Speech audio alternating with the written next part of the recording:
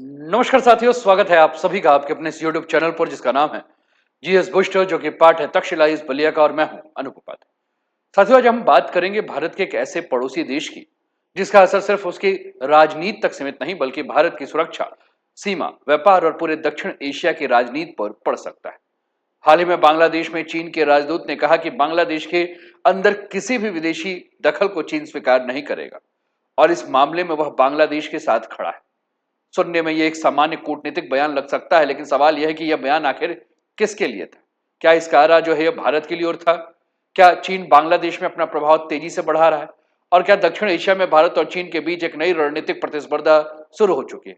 साथियों, आज का विषय केवल भारत बांग्लादेश के संबंधों का नहीं बल्कि भारत की राष्ट्रीय सुरक्षा, पड़ोसी देशों के साथ रिश्ते, चीन की रणनीति और हिंद प्रशांत क्षेत्र की बदलती राजनीति से भी जुड़ा हुआ है।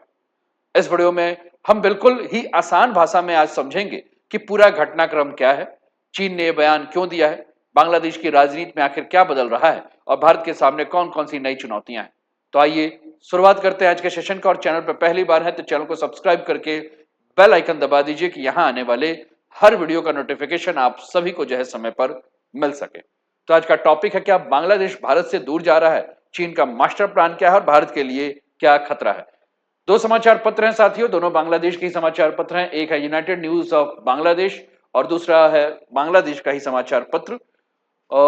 यूनाइटेड न्यूज ऑफ बांग्लादेश लिखता है, China respect choice of Bangladeshi people for independent development path, ambassador Yao कह रहे हैं। दूसरा लिखता है, China stands by Bangladesh against foreign interference से एम्बेसडर याओ यन। और आपके स्क्रीन पर याओ यन जो है वो उनकी तस्वीर जो है वो देखने को मिल रही है। तो बांग्लादेश में चीन की बढ़ती हुई दखल क्या भारत के लिए बढ़ रही है नई चुनौती, यहीं से चर्चा की शुरुआत करते हैं। साथियों, सबसे पहले समझते हैं कि आखिर पूरा मामला है क्या। साथियों, हाल ही में बांग्लादेश के प्रधानमंत्री तारिक रहमान आधिकारिक यात्रा पर चीन गए थे। यह यात्रा ऐसे समय पर हुई थी जब बांग्लादेश की विदेश नीति में नए समीकरण बनते हुए दिखाई दे रहे थे। इस दौरे के दौरान दोनों देशों के बीच कई महत्वपूर्ण मुद्दे पर चर्चा हुई। आर्थिक सहयोग बढ़ाने पर सहमति बनी, आधारभूत संरचना से जुड़े नए प्रोजेक्ट्स पर बातचीत हुई, व्यापार और निवेश को बढ़ावा देने पर जोर दिया गया, रक्षा और तकनीकी सहयोग पर भी चर्चा हुई। लेकिन सबसे अधिक चर्चा जिस बात पर हुई थी वो एक संयुक्त बयान था, जिस बयान में कहा गया कि चीन बांग्लादेश के आंतरिक मामलों में किसी भी विदेशी हस्तक्षेप का विरोध करता है और बांग्लादेश की संप्रभुता तथा स्वतंत्र निर्णय लेने के अधिकार का जो है वो समर्थन करता है। इसके कुछ समय बाद ढाका में चीन के राजदूत याओ वेन ने भी सार्वजनिक रूप से लगभग उसी बात को दोहरा दिया। उन्होंने कहा कि चीन पिछले 50 वर्ष से किसी भी देश के आंतरिक मामलों में विदेशी हस्तक्षेप का विरोध करता आया है और इस मुद्दे पर हमेशा बांग्लादेश के साथ वो खड़ा रहे। ध्यान देने वाली बात यह है कि उन्होंने किसी भी देश का नाम नहीं लिया। फिर सवाल ये उठता है कि यह चर्चा क्यों हो रही है, क्योंकि अधिकांश रणनीतिक विशेषज्ञों का मानना है कि यह बयान अप्रत्यक्ष रूप से भारत को ध्यान में रखकर दिया गया। इसकी वजह यह है कि भारत और बांग्लादेश के संबंध ऐतिहासिक रूप से बहुत घनिष्ठ रहे और बांग्लादेश की राजनीतिक परिस्थितियों पर भारत की भूमिका को अक्सर चर्चा में रखा जाता है। और यहीं से मामला केवल एक कूटनीतिक बयान नहीं रह जाता है बल्कि भारत और चीन बांग्लादेश के बीच बदलते समीकरण का हिस्सा बन जाता है। और सबसे बड़ा सवाल यह कि आखिर चीन को ऐसा बयान देने की जरूरत क्यों पड़ी और इसके पीछे उसकी रणनीति क्या है। तो आइए इस बात को भी हम बहुत ध्यान से समझते हैं। साथियों, आपके स्क्रीन पर ये इंडिया और बांग्लादेश है और आप देख रहे हैं बांग्लादेश। और बांग्लादेश की सीमा इधर पश्चिम में हम बात करें तो वेस्ट बंगाल, इधर त्रिपुरा, मिजोरम के साथ ऊपर मेघालय और आसाम का जो क्षेत्र है, यहां इसकी सीमा जो है वो साझा हो रही। साथियों, सबसे बड़ा सवाल ये उठता है कि आखिर रणनीतिक विशेषज्ञों को ऐसा क्यों लगता है कि चीन का ये जो बयान है वो भारत की ओर ही इशारा था। इसका जवाब भारत और बांग्लादेश के ऐतिहासिक संबंधों में छुपा है। साथियों, सन 1971 जब बांग्लादेश के स्वतंत्रता संग्राम के दौरान पाकिस्तान की सेना के द्वारा बड़े पैमाने पर अत्याचार किए जा रहे थे, तब भारत न केवल लाखों शरणार्थियों को शरण दिया था बल्कि सैन्य और कूटनीतिक स्तर पर भी निर्णायक भूमिका भारत ने निभाई थी। और इसी संघर्ष के बाद बांग्लादेश एक स्वतंत्र राष्ट्र के रूप में अस्तित्व में आया। और यही कारण है कि पिछले 5 दशक से भारत और बांग्लादेश के बीच कई क्षेत्रों में गहरा सहयोग विकसित हुआ, जैसे कि व्यापार की बात करें, निवेश की बात करें, बिजली आपूर्ति की बात करें, रेल सड़क संपर्क की बात करें, अंतर्देशीय जलमार्ग की बात करें, सीमा प्रबंधन, आतंकवाद, सुरक्षा सहयोग और संस्कृति और जन जन से संबंध की बात करें। इन सभी कारणों के कारण दोनों देशों के रिश्ते दक्षिण एशिया के सबसे सफल पड़ोसी संबंधों में गिने जाते हैं। लेकिन कहानी का दूसरा पहलू भी है। बांग्लादेश की राजनीति में लंबे समय से कुछ राजनीतिक दल और संगठन यह आरोप लगाते रहे हैं कि भारत का वहां की राजनीति और नीतियों पर जरूरत से ज्यादा प्रभाव है। इनमें से प्रमुख रूप से अगर हम बात करें तो बांग्लादेश के नेशनलिस्ट पार्टी जमाते इस्लामी और अन्य कुछ राष्ट्रवादी और दक्षिणापंथी समूह जो है इसमें शामिल है। उनका आरोप है कि भारत अक्सर बांग्लादेश की सत्ता और नीतियों को प्रभावित करने की कोशिश करता है और यह आरोप सही है या नहीं ये एक अलग बहस का विषय है, लेकिन राजनीतिक नैरेटिव के रूप में इसका इस्तेमाल लगातार हो रहा है और यहीं पर चीन अपनी रणनीति को अपनाता है। चीन खुद को ऐसे देश के रूप में प्रस्तुत करता है जो कहता है कि हम किसी देश के आंतरिक राजनीति में दखल नहीं देते, हम केवल विकास, निवेश और आर्थिक सहयोग की बात करते हैं। और इस तरह से चीन बांग्लादेश के भीतर मौजूद भारत विरोधी भावनाओं, राजनीतिक नैरेटिव का लाभ उठाकर अपनी स्वीकृतता को बढ़ाने की कोशिश कर रहा है। यानी ये केवल बयान नहीं है बल्कि सॉफ्ट पावर, कूटनीति, रणनीतिक संदेश के हिस्से के रूप में माना जाता है। अब सवाल यह है कि चीन को बांग्लादेश में इतनी दिलचस्पी आखिर क्यों हो गई है, उसका रणनीति क्या है, इसे भी हमें समझना जरूरी है। साथियों, अगर चीन की रणनीति को हमें समझना है तो आप अपने स्क्रीन पर इस मैप को बहुत ध्यान से देखिए और यहां आप मैप को ध्यान से देख रहे हैं तो आपको ये बांग्लादेश और बांग्लादेश के दक्षिण में बंगाल की खाड़ी देखने को मिल रहा है। ये भारत का क्षेत्र है, ये म्यांमार का क्षेत्र है। साथियों, चाइना जो है वो बांग्लादेश के माध्यम से बे ऑफ बंगाल यानी कि बंगाल की खाड़ी में अपने आप को, अपनी स्थिति को मजबूत करना चाहता है। क्योंकि अगर चाइना जो है अगर कोई भी व्यापार कर रहा है जो कि हिंद महासागर से होकर जाता है तो इसे अंडमान सी के पूरब में यहां आपको स्ट्रेट ऑफ मलक्का से होकर जाना चाहता है। तो चाइना बहुत ज्यादा बे ऑफ बंगाल को लेकर भी ज्यादा सेंसिटिव है। लेकिन फिर प्रश्न ये आता है कि चाइना की रणनीति क्या है। साथ ही आखिर चीन बांग्लादेश में जो इतना निवेश और राजनीतिक सक्रियता दिखा रहा है, अगर इस बात को बहुत ध्यान से देखें तो साथियों, अंतरराष्ट्रीय राजनीति में अक्सर कहा जाता है कि कोई भी बड़ा देश केवल बयान नहीं देता है बल्कि उसके पीछे उसके दीर्घकालिक रणनीतिक और कूटनीतिक उद्देश्य भी होते हैं। इसलिए चीन के हालिया कदमों को इसी संदर्भ में देखना चाहिए। साथियों, दक्षिण एशिया में लंबे समय से भारत का प्रमुख प्रभाव क्षेत्र माना जाता है। चाहे बात नेपाल की करें, भूटान की करें, श्रीलंका की करें, मालदीव की करें या बांग्लादेश की, भारत के साथ इसके ऐतिहासिक, सांस्कृतिक और आर्थिक संबंध रहे। चीन पिछले कुछ वर्षों से इस क्षेत्र में अपनी मौजूदगी को लगातार बढ़ा रहा है। उसका उद्देश्य केवल भारत का विरोध करना नहीं बल्कि दक्षिण एशिया में स्वयं को एक प्रमुख आर्थिक रणनीतिक शक्ति के रूप में स्थापित करना है। और यही कारण है कि वो बांग्लादेश जैसे देशों के साथ अपने संबंधों को लगातार मजबूत कर रहा है। दूसरा, हमने बंगाल की खाड़ी के बारे में बात किया, हमने हिंद महासागर के बारे में आपसे चर्चा की। चाइना चाहता है कि बंगाल की खाड़ी और हिंद महासागर में रणनीतिक पहुंच को जो है वो अपना बढ़ाए। बांग्लादेश की सबसे बड़ी ताकत जो है उसकी भौगोलिक स्थिति है।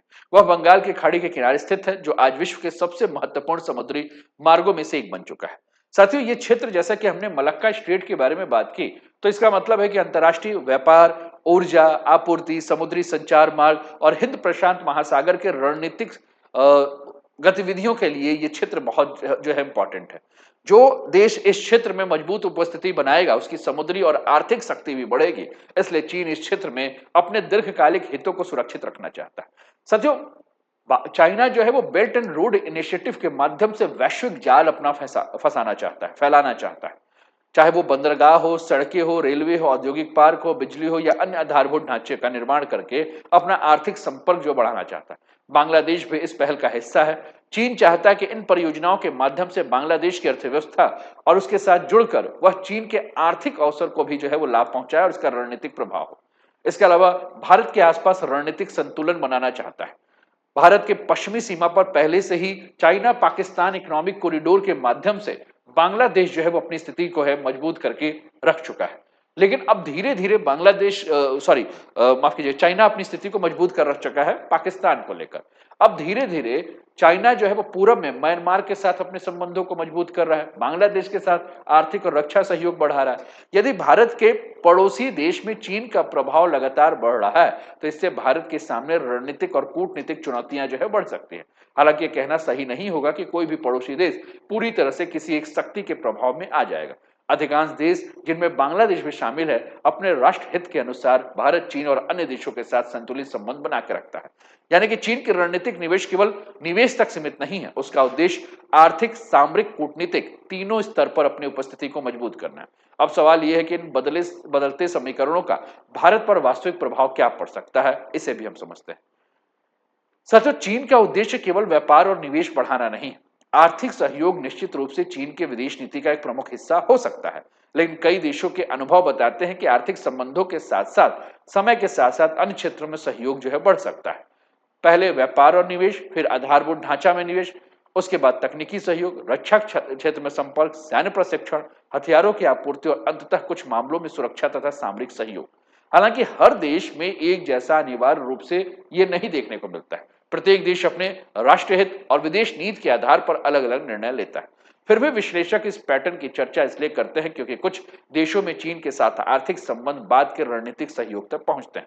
जैसे कि पाकिस्तान में चाइना पाकिस्तान इकोनॉमिक कॉरिडोर के माध्यम से इंफ्रास्ट्रक्चर के से शुरुआत किया गया और धीरे धीरे वो रक्षा तक पहुंच गया।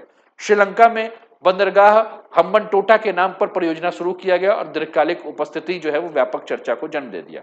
अफ्रीका के कई देशों में चीन ने बड़े पैमाने पर निवेश करने के साथ अपने सुरक्षा सहयोग और सैन्य प्रशिक्षण को वहां बढ़ाया। मध्य एशिया में चीन आर्थिक, ऊर्जा और सुरक्षा तीनों क्षेत्रों में अपनी भूमिका को मजबूत करने की कोशिश कर रहा है और यही कारण है कि जब चीन किसी देश में बड़े पैमाने पर निवेश करता है तो रणनीतिक विशेषज्ञ केवल इसे आर्थिक लाभ नहीं बल्कि उसके दीर्घकालिक भू राजनीतिक प्रभाव का अध्ययन करते हैं। बांग्लादेश के मामले में भी यही सवाल जो है उठ रहा है कि पहले बांग्लादेश में वह निवेश करेगा, अर्थव्यवस्था को मजबूत करेगा और भविष्य में कहीं रक्षा और सामरिक सहयोग को जो है वह गहरी रूप से वहां बढ़ा ना दे। यानी कि ये देखते हुए हम ये कह सकते हैं कि जो बदलता हुआ घटनाक्रम है भारत के सामने कई सारी चुनौतियां लेकर उभर रहा है। जैसे कि आपके स्क्रीन पर मैं एक तस्वीर दिखाता हूं। ये तस्वीर J10C डील से संबंधित है और एक ऐसे मुद्दे के ऊपर हम चर्चा कर रहे हैं जो बांग्लादेश के भविष्य में चीन ने जो J10C लड़ाकू विमान खरीदने पर जो विचार किया है उस पर हम बात कर रहे हैं। साथियों, अब तक इस संबंध में कोई आधिकारिक खरीद समझौता सार्वजनिक नहीं हुआ है।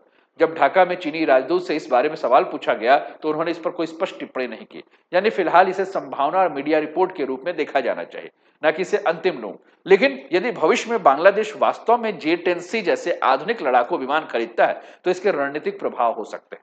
साथियों, पहला प्रभाव यह हुआ कि बांग्लादेश की वायुसेना का आधुनिकीकरण जो है हो रहा है। चीन का आधुनिक मल्टी रोल लड़ाकू विमान ये जो J10C है, यदि यह बांग्लादेश की वायुसेना में शामिल होता है तो उसकी हवाई क्षमता पहले की तुलना में ज्यादा मजबूत हो जाएगी। दूसरा, रक्षा क्षेत्र में चीन की भूमिका बढ़ेगी। जैसे पाकिस्तान के क्षेत्र में चीन की भूमिका बढ़ी है, बांग्लादेश में भी बढ़ जाएगी। तीसरा, अगर हम बात करें साथियों तो भारत की रणनीतिक योजना जो है, जैसे कि भारत और बांग्लादेश के बीच में मैत्रीपूर्ण और सहयोग संबंध है। दोनों देशों के बीच युद्ध जैसी स्थिति नहीं है, ना ही ऐसा कोई तत्काल संभावना दिखाई दे रहा। फिर भी राष्ट्रीय सुरक्षा के क्षेत्र में हर देश अपने पड़ोस के सैन्य विकास पर नजर रखता है। यदि क्षेत्र में आधुनिक हथियारों की संख्या बढ़ती है तो भारत को भी अपनी पूर्वी सीमा की सुरक्षा, वायु रक्षा, सामरिक योजना पर नियमित समीक्षा करनी होगी। यह किसी टकराव की तैयारी नहीं बल्कि सामान्य रक्षा योजना का हिस्सा हो सकता है और यही कारण है कि J10C का मुद्दा केवल एक विमान खरीद का मुद्दा नहीं बल्कि दक्षिण एशिया के बदलते सामरिक समीकरणों के संदर्भ में एक बहुत ही महत्वपूर्ण व्याख्या हो सकता है। और सबसे बड़ा सवाल यह है कि इन सभी घटनाओं के बीच भारत को आगे क्या रणनीति अपनाना चाहिए, यह भी हमें समझना चाहिए। साथियों, भारत के लिए चिंता का विषय क्यों है, क्यों बदलता हुआ घटनाक्रम जो है वो भारत पे असर डाल सकता है, ये समझना हमारे लिए बहुत ज्यादा जरूरी इसलिए है क्योंकि भारत और बांग्लादेश आज करीबी साझेदार हैं। दोनों देशों के बीच में व्यापार, सुरक्षा, ऊर्जा कनेक्टिविटी के क्षेत्र में एक अच्छा सहयोग है। इसलिए यहाँ जिन चुनौतियों की बात हम कर रहे हैं, संभावित रणनीतिक चिंताएं जो है वह तत्काल संकट ना हो लेकिन भविष्य के लिए हमें इस पर सोच के रखना चाहिए। सच, बंगाल की खाड़ी का रणनीतिक महत्व जो है वो बढ़ रहा है। यह क्षेत्र भारत के लिए बेहद महत्वपूर्ण है क्योंकि भारत के समुद्री व्यापार मार्ग, ऊर्जा आयात के रास्ते और पूर्वी तट के प्रमुख जो बंदरगाह हैं वो यहाँ है।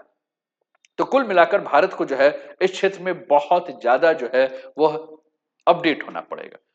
साथ ही इसके अलावा सिलीगुड़ी कॉरिडोर की रणनीतिक संवेदनशीलता से हम सभी परिचित हैं, हम हमेशा इसके ऊपर चर्चा कर रहे हैं। अगर हम सिलीगुड़ी कॉरिडोर के बारे में अगर हम बात कर रहे हैं साथियों, तो हम जानते हैं कि यह भारत के लिए कितना इंपॉर्टेंट है।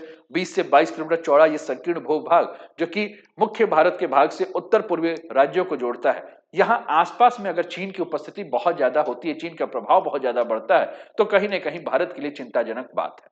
साथियों, अवैध प्रवासन और सीमा प्रबंधन एक बहुत बड़ा मुद्दा है। भारत और बांग्लादेश के बीच लंबी घनी आबादी वाला सीमा है। यदि किसी कारण से बांग्लादेश में राजनीतिक अस्थिरता, आर्थिक संकट, प्राकृतिक आपदा बढ़ता है तो सीमावर्ती भारतीय राज्य, चाहे असम की बात करें, त्रिपुरा की बात करें, मेघालय की बात करें, पश्चिम बंगाल की बात करें, पर प्रवासन जो है का दबाव बढ़ जाएगा। इसलिए दोनों देशों के बीच स्थिर और सहयोगपूर्ण संबंध भारत के हित में है। इसके अलावा अगर हम नदी जल प्रबंधन की बात करें तो यह भी बहुत ज्यादा जरूरी है क्योंकि भारत और बांग्लादेश के बीच में गंगा, ब्रह्मपुत्र, मेघना नदी तंत्र जो है वह साझा हुआ है। इन नदियों का संबंध कृषि, पेयजल, मत्स्य पालन, अंतर्देशीय जल परिवहन और बाढ़ प्रबंधन से। हर साल नेपाल और भारत में होने वाली भारी वर्षा का प्रभाव बांग्लादेश तक पहुंचता है और बांग्लादेश की परिस्थितियां भी भारत के सीमावर्ती क्षेत्र को जो है प्रभावित करती है। यदि दोनों देशों के राजनीतिक संबंध मजबूत हो रहे हैं तो जल बंटवारा, बाढ़ पूर्व चेतावनी प्रणाली, नदी प्रबंधन अधिक प्रभावी ढंग से हो सकता है। अब अंतिम भाग हमें यह समझना है कि कुल मिलाकर कि भारत की रणनीति क्या होनी चाहिए। साथियों, इन बदलते हालात में भारत को जो है वह ये काम करना चाहिए कि भारत को किसी भी प्रकार से भावनात्मक प्रतिक्रिया नहीं बल्कि दीर्घकालिक, संतुलित और व्यवहारिक रणनीति अपनानी होगी। क्योंकि बांग्लादेश भारत का केवल पड़ोसी नहीं बल्कि सुरक्षा, अर्थव्यवस्था और क्षेत्र स्थिरता का महत्वपूर्ण साझेदार है। भारत को नेबरहुड फर्स्ट पॉलिसी को मजबूत करना होगा। भारत को कनेक्टिविटी को तेज करना होगा। भारत को व्यापार और आर्थिक साझेदारी को गहरा करना होगा। भारत को सीमा प्रबंधन को और आधुनिक बनाना होगा। भारत को पीपल टू पीपल कनेक्ट जो है वो बढ़ाना होगा और बंगाल की खाड़ी में भारत की समुद्री रणनीति को जो है वो मजबूत करना होगा और इसके लिए भारत सागर परियोजना यानी कि security and growth for all in the region परिकल्पना को, इंडो पैसिफिक विजन को और प्रभावी ढंग से लागू करने की आवश्यकता जो है वो भारत को है। तो साथियों, अब प्रश्न फिर से एक है कि क्या बांग्लादेश पूरी तरह से चीन की ओर जा रहा है? फिलहाल ऐसा कहना साथियों बहुत ही ज्यादा जल्दबाजी होगी, क्योंकि बांग्लादेश के हित केवल चीन से नहीं बल्कि भारत से भी गहराई से जुड़े हैं। भारत उसका सबसे बड़ा पड़ोसी, प्रमुख व्यापारिक साझेदार, ऊर्जा सहयोगी, ट्रांजिट पार्टनर है। दूसरी ओर चाइना बांग्लादेश में निवेश, आधारभूत ढांचा और आर्थिक सहयोग लगातार बढ़ा रहा है। इसलिए संभावना यही कि बांग्लादेश किसी एक पक्ष के साथ पूरी तरह से नहीं जाएगा बल्कि बैलेंस ऑफ पावर डिप्लोमेसी अपनाएगा, यानी भारत और चीन दोनों के साथ संबंध बना रखकर राष्ट्रीय हितों को अधिकतम करने की कोशिश करेगा और यही आज के दक्षिण एशियाई कूटनीति का सबसे बड़ा वास्तविकता है। साथियों, अंततः मैं आपसे यही कहना चाहूंगा कि दक्षिण एशिया अब केवल पड़ोसी देशों का क्षेत्र नहीं रहा बल्कि दुनिया की बड़ी शक्तियों का प्रतिस्पर्धा का महत्वपूर्ण केंद्र बन चुका है। चीन का विदेशी हस्तक्षेप वाला बयान केवल एक सामान्य बयान नहीं था। इसके माध्यम से चीन यह संदेश देना चाहता था कि वह बांग्लादेश जैसे देशों में अपने आर्थिक, राजनीतिक और रणनीतिक प्रभाव बढ़ाना चाहता है। लेकिन इसका मतलब ये नहीं है कि भारत और चीन के बीच हर जगह टकराव होगा। आज अधिकांश छोटे देश अपने हितों के अनुसार दोनों देशों के बीच अच्छे संबंध बनाने रखने की कोशिश करते हैं। भारत के लिए सबसे अच्छी रणनीति यही होगी कि वो गुस्से या भावनाओं से नहीं बल्कि समझदारी और धैर्य से काम ले। भारत को अपने पड़ोसी देशों के साथ व्यापार बढ़ाना चाहिए, सड़क, रेल, बिजली जैसे परियोजनाओं को पूरा करना चाहिए, सुरक्षा सहयोग को मजबूत करना चाहिए और सबसे महत्वपूर्ण, लोगों के बीच विश्वास और दोस्ती को मजबूत करना चाहिए। याद रखिए साथियों, अंतर्राष्ट्रीय राजनीति में सबसे मजबूत वही देश होता है जिस पर उसके पड़ोसी भरोसा करते हैं और यही भारत की neighbourhood first policy, act east policy, Sagar vision की असली भावना भी है। और इसी के साथ आज के इस वीडियो को बस इतना ही रहने देते हैं। यदि आपको यह विश्लेषण उपयोगी लगा हो तो वीडियो को लाइक कर दीजिए, अपने मित्रों के साथ इसे शेयर कर दीजिए और चैनल को अभी तक सब्सक्राइब नहीं किया तो सब्सक्राइब कर दीजिए। धन्यवाद। फिर मिलेंगे एक नए सामरिक विश्लेषण के साथ। तब तक अपना ध्यान रखें, स्वस्थ रहें, मस्त रहें, तंदुरुस्त रहें, हंसते खेलते हुए अपने जीवन का आनंद लीजिए। जय हिंद, जय भारत।